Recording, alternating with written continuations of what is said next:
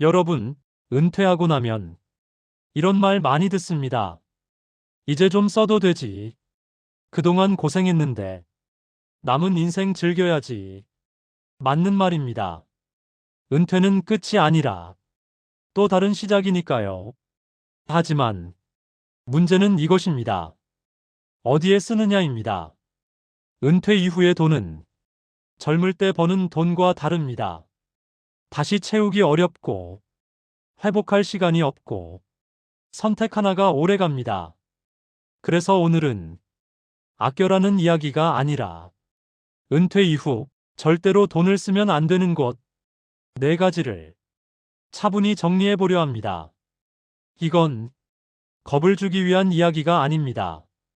여러분의 남은 인생을 편안하게 지키기 위한 이야기입니다. 첫 번째입니다. 은퇴 이후 가장 먼저 줄여야 할 지출은 체면을 위한 돈입니다. 남들 시선 때문에, 자식, 지인 눈치 때문에, 이 정도는 해야지라는 생각 때문에 이 지출은 끝이 없습니다. 젊을 때는 체면이 곧 기회가 되기도 했습니다. 하지만 은퇴 이후엔 다릅니다. 체면은 돈을 벌어오지 않습니다. 체면은 노후를 책임져 주지 않습니다. 남들보다 조금 부족해 보여도 내 통장이 편안한 게 훨씬 낫습니다. 여러분, 이 나이엔 보여주는 살보다 지켜내는 삶이 중요합니다. 두 번째입니다. 은퇴 이후 가장 위험한 지출 중 하나입니다. 이건 진짜 확실합니다. 원금은 절대 안 깎입니다. 이번이 마지막 기회입니다. 이런 말로 시작하는 돈 이야기.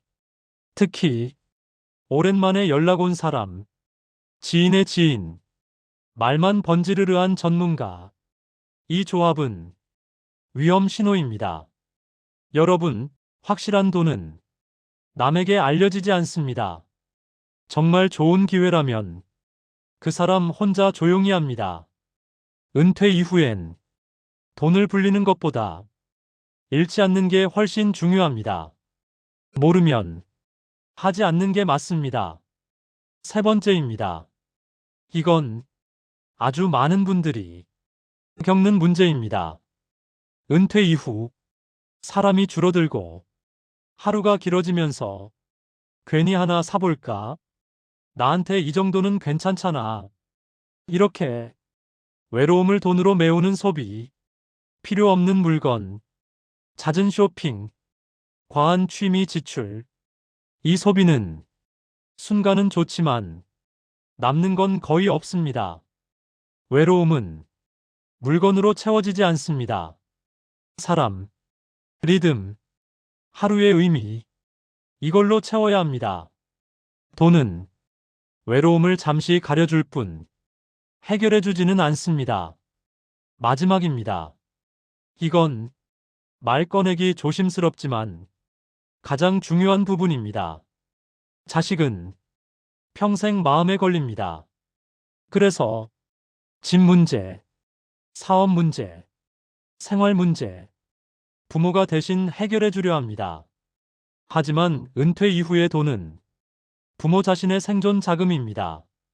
자식을 돕는 것과 자식 인생을 대신 사는 건 다른 이야기입니다. 여러분이 흔들리면 결국 자식도 불안해집니다. 노후가 안정된 부모가 자식에게 가장 큰 도움입니다. 여러분, 은퇴 이후의 돈은 많고 적음의 문제가 아닙니다. 어디에 쓰느냐의 문제입니다. 오늘 말씀드린 4가지 지출, 체면을 위한 돈, 확실하다는 돈 이야기, 외로움을 달래는 소비, 자식 인생을 대신 사는 지출, 이 4가지만 조심하셔도 노후는 훨씬 편안해집니다. 이제는 돈을 증명하는 삶이 아니라 돈이 나를 지켜주는 삶을 사셔도 됩니다. 오늘 이야기 마음에 남으셨다면 다음 영상에서 또 현실적인 인생 이야기 이어가겠습니다. 고맙습니다.